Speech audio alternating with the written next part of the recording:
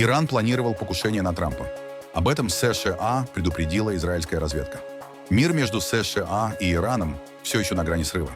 Посредники сообщают, что им удалось снизить напряженность, однако США, Иран и Израиль готовы возобновить удары. Впервые в Таиланде моряки подали в суд и требуют компенсации от судовладельцев после атаки на их корабль в Ормузском проливе. Если они выиграют дело, каждый получит по $30 тысяч. Турция продает российские зенитные комплексы С-400 стране в Персидском заливе. Это условие Анкары для получения американских истребителей F-35. Китай бросает вызов Илону Маску. В стране успешно испытали многоразовую ракету. Марокканские фанаты устроили беспорядки после поражения своей сборной на чемпионате мира по футболу. Погромы произошли в Париже и Лондоне. А теперь об этом подробно и по делу. Это один день. Подпишитесь, поставьте лайк этому видео и оставьте свой комментарий. Заранее спасибо и начинаем.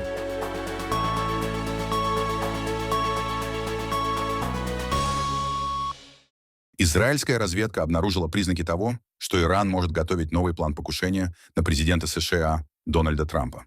Об этом сообщает The Wall Street Journal со ссылкой на осведомленные источники.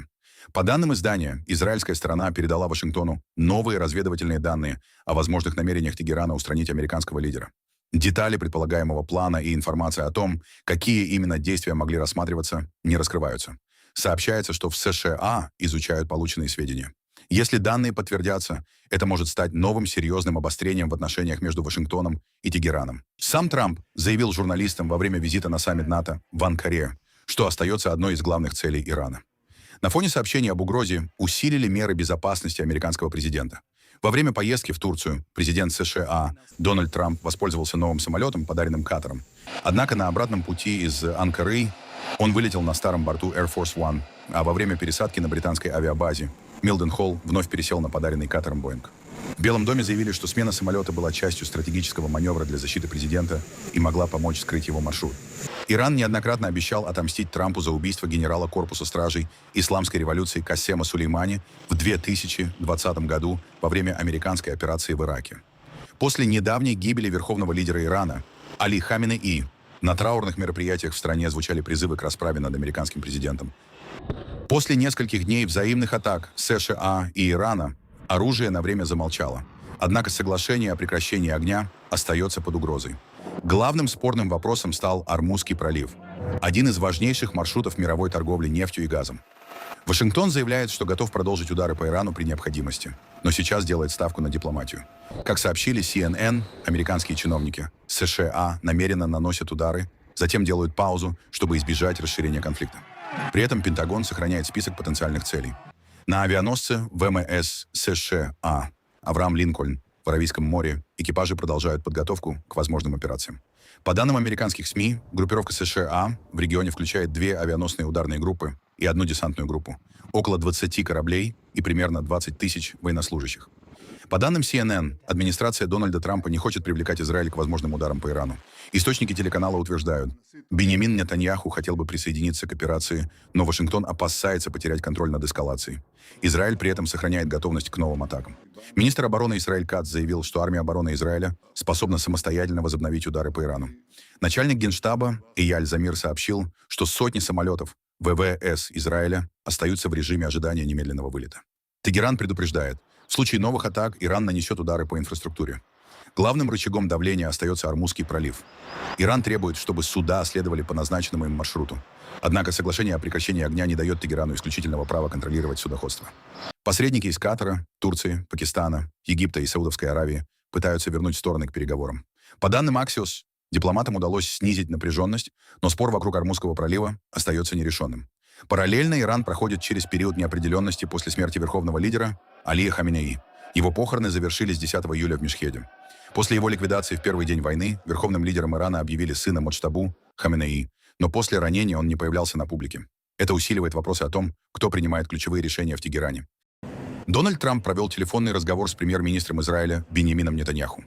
По данным канцелярии израильского премьера, стороны обсудили американские удары по иранским объектам в районе Персидского залива и дальнейшую координацию между странами. Нетаньяху также заявил о серьезности высказываний президента Турции Реджепа Таyyипа Эрдогана в адрес Израиля и подчеркнул необходимость создания зон безопасности вдоль израильских границ.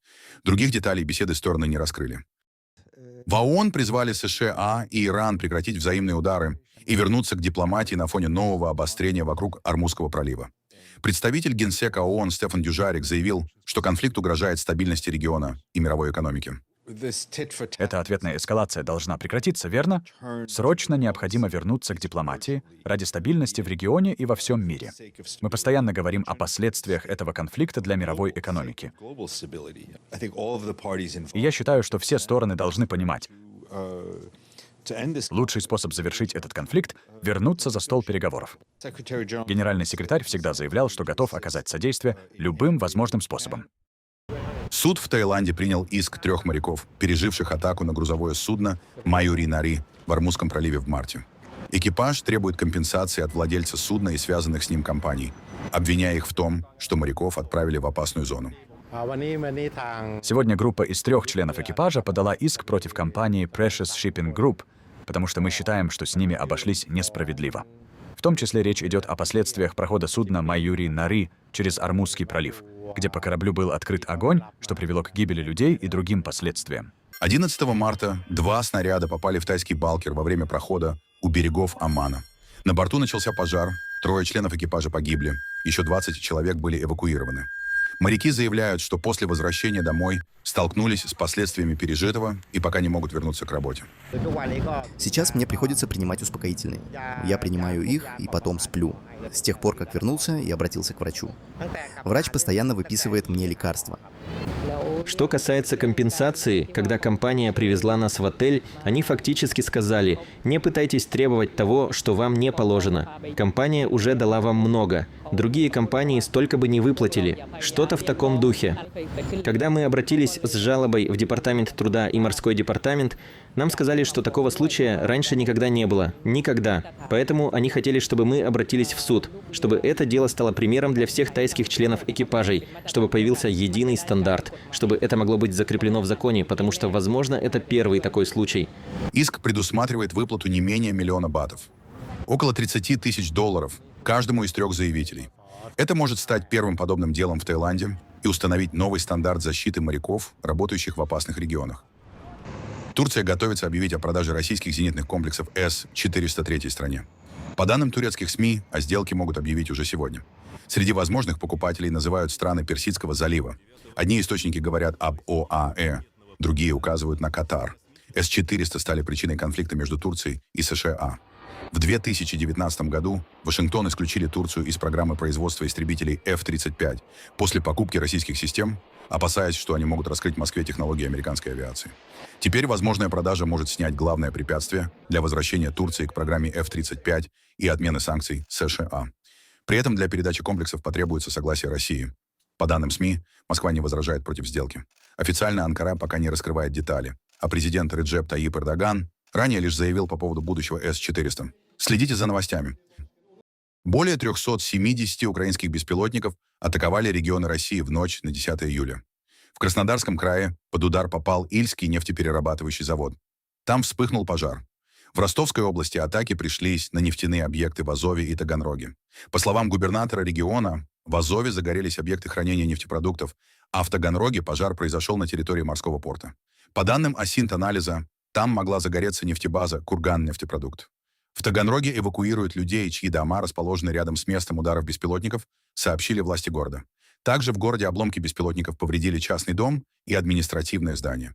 Всего российская Минобороны заявила о перехвате 376 дронов над 12 регионами, оккупированным Крымом и Азовским морем.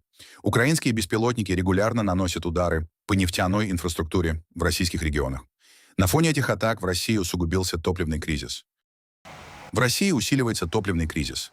После ударов украинских беспилотников по энергетической инфраструктуре в ряде регионов возник дефицит бензина, а на заправках выросли очереди. В Москве часть автомобилистов начала переходить на электромобили. Очереди на заправках как раз имеются. Ну, сначала я испытывала какое-то невероятное чувство гордости, что решение принято очень своевременно. А вообще, на самом деле, это очень грустная история, но как будто бы не было бы худо, не было добра, что-то там такое. Я очень надеюсь, что многие сейчас примут такое решение пересесть на электромобиль, нисколько не будем жалеть. То есть мы уже примеряли рентабельность. То есть я каждодневно езжу в Москву на работу, это порядка 15-20 тысяч в месяц на бензин при тех ценах я уже тратила.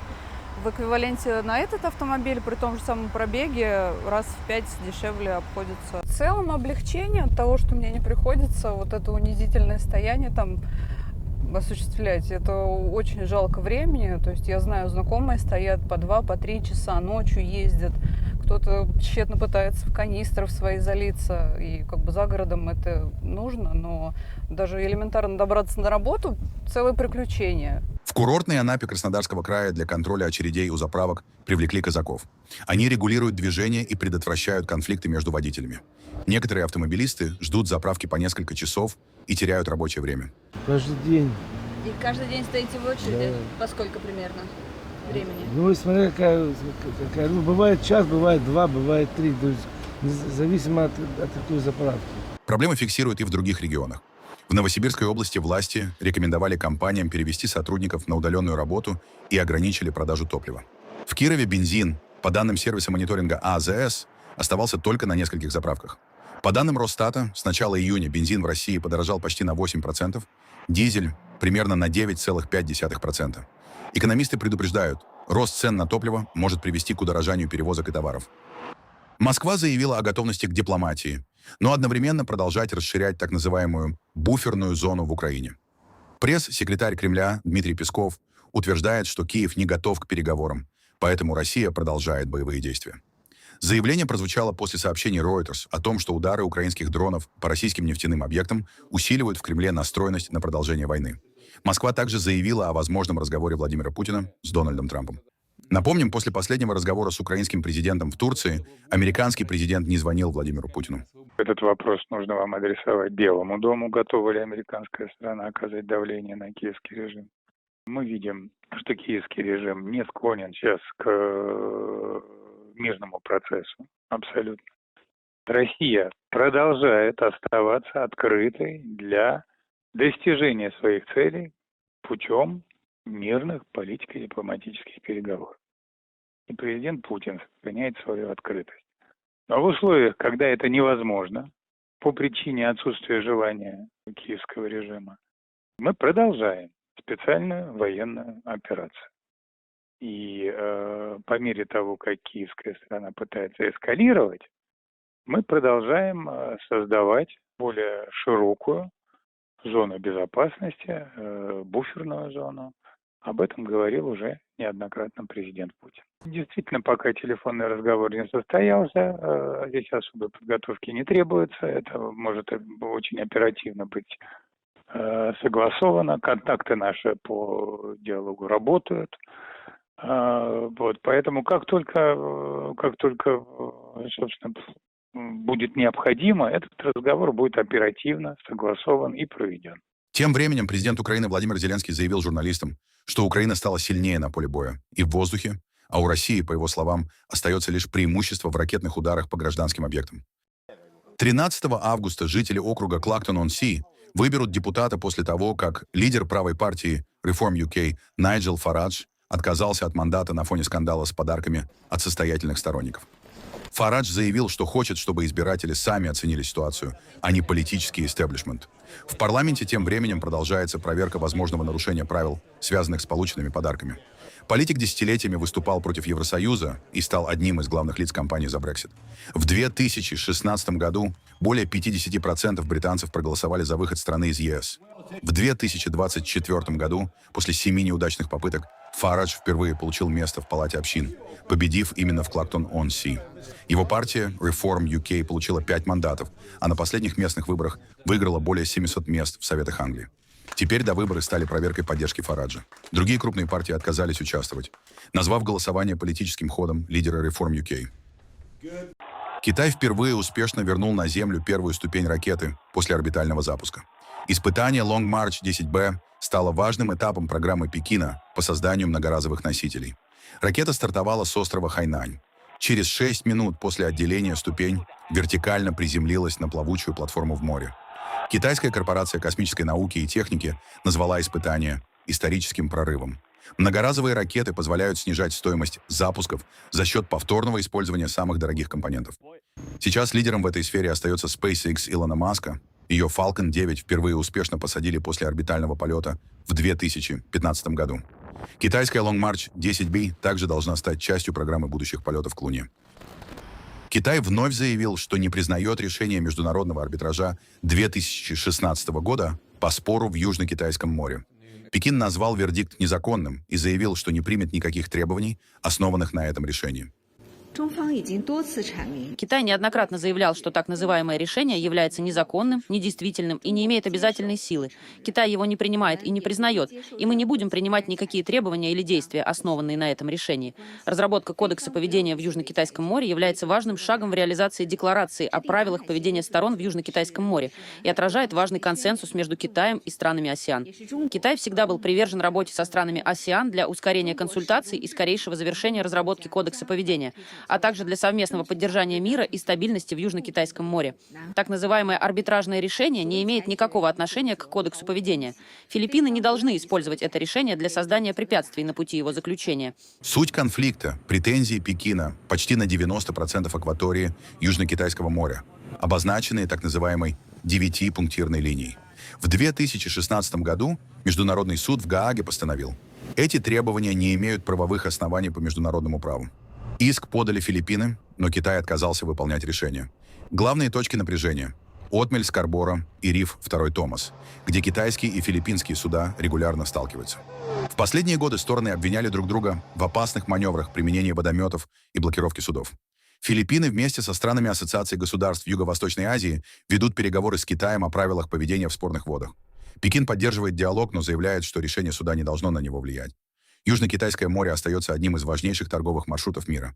Через него ежегодно проходят грузы на триллионы долларов. Северная Корея заявила о планах расширить и модернизировать свои ядерные силы.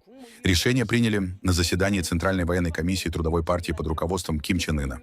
В Пхеньяне утверждают, что это необходимо для защиты страны, однако заявления о наращивании ядерного потенциала вызывают обеспокоенность у международного сообщества.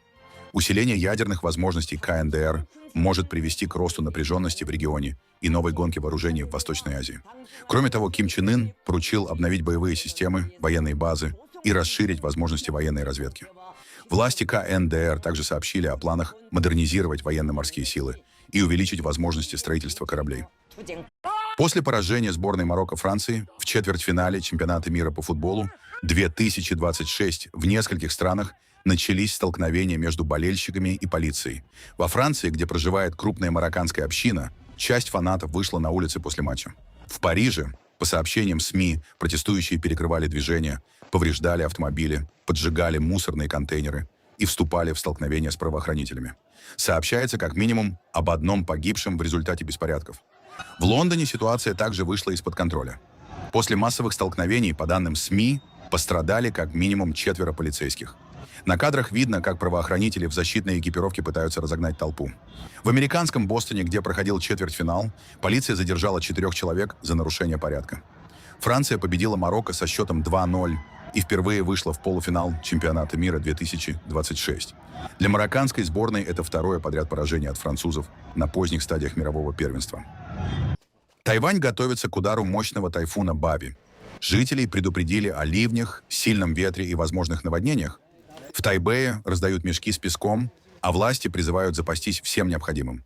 Стихия пройдет рядом с севером острова, после чего, по прогнозам, обрушится на китайскую провинцию Фуцзянь. Синоптики называют Бави крупнейшим тайфуном у берегов Тайваня за последние почти 40 лет. Обычно мы сами готовим мешки с песком. Но если произойдет непредвиденная ситуация, мы не сможем многое сделать. Нужно заранее подготовиться, чтобы предотвратить ущерб от тайфуна. Но иногда этого просто невозможно избежать. Даже если попытаться перекрыть воду у входной двери, она может попасть внутрь через заднюю часть дома, где находится слив. Все, что мы можем сделать, это постараться остановить воду у входа. Я планирую сложить как можно больше мешков с песком, чтобы защитить дом от воды. Надеюсь, на этот раз они не понадобятся после того, как улучшили дренажную систему, которая раньше была довольно слабой. Сейчас ее модернизировали, поэтому будем надеяться, что сможем пережить тайфун. Готовятся к приближению тайфуна Бави и жители южного японского острова Исигаки. На остров уже обрушились сильные дожди. Люди закупают продукты и укрепляют дома и магазины, а паромное сообщение с островом полностью остановлено. По данным японских метеорологов, тайфун должен пройти через острова Сакисима утром 11 июля. Скорость ветра достигает 162 км в час. Власти предупреждают об угрозе наводнений, оползней и штормовых волн. На юге Испании в результате масштабного лесного пожара в провинции Альмерия погибли 11 человек. Около 150 пожарных пытаются взять огонь под контроль. Власти региона назвали пожар самым разрушительным за всю историю Андалусии. По словам главы местной службы чрезвычайных ситуаций Антонио Санса, пламя быстро распространилось в лесной зоне рядом с городом Лос-Гальярдос, затронув в том числе поселок Бидар. К тушению подключилось подразделение военной службы чрезвычайных ситуаций Испании. Новый пожар вспыхнул на фоне сильной жары в Западной Европе. Десятки жителей из пострадавшего испанского региона эвакуированы, в том числе посетители местного кемпинга. На данный момент кемпингу ничего не угрожает, но, как мне сказали в гражданской гвардии, если ветер изменится ночью, у нас могут возникнуть проблемы. Поэтому я рад, что всех эвакуируют в качестве меры предосторожности.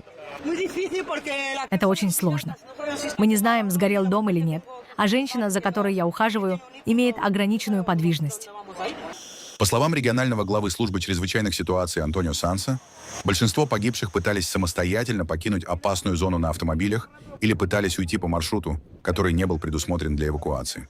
Власти считают, что причиной возгорания мог стать оборванный электрокабель, упавший на сухую растительность. Жара и сильный ветер ускорили распространение огня.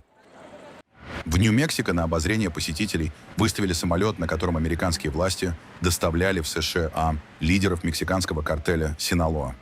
На борту сохранили детали из реальной операции, включая упаковки с закусками и пакет с вещдоками. Бичкрафт King Air использовали для перевозки Хоакина Гусмана Лопеса, сына бывшего главаря картеля Эль Чапо, и Исмаэля Эль Майо Самбадо. Оба позже признали вину по обвинениям, связанным с деятельностью картеля. Самолет предоставила ФБР. Теперь он стал экспонатом военного авиационного музея War Eagles в Нью-Мексико.